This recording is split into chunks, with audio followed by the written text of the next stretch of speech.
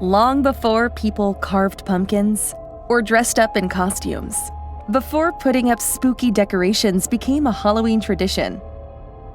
This fun holiday had a fascinating history that goes back thousands of years. Let's look at the story of Halloween. The story of Halloween begins a long, long time ago in Europe with the ancient Celts. The Celts were a group of tribes that settled along the European continent and into the British Isles. Around October 31st, as the Celts finished harvesting their crops and prepared for the harsh winter ahead, they celebrated a festival called Samhain. It was also the Celtic New Year. People believed it was a magical time between the years when the dead would walk the earth. People would dress in costumes and light bonfires to scare away spirits and ghosts. Eventually, the Romans marched on to Celtic lands and conquered the Celtic people. The Romans brought their own traditions. Over the years, Christianity spread throughout the region. Christians celebrated All Saints' Day on November 1st, the day after the Celts celebrated Samhain. Since Samhain and All Saints' Day were about death and the afterlife, the church decided to combine the holidays. This helped to get more people to join the church.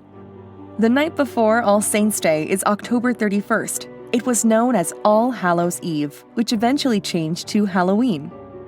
Then came the Middle Ages, a time of knights, kings, and castles. It's then that Halloween started to look a bit more like the holiday we know today. In the 19th century, many Irish and Scottish immigrants came to America, and they brought their Halloween traditions along with them. One of their traditions is the jack-o'-lantern.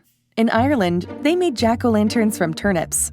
People would carve faces to scare away a shadowy figure named Stingy Jack. When they came to America, they found pumpkins were much easier to carve, and the pumpkin jack-o'-lantern was born.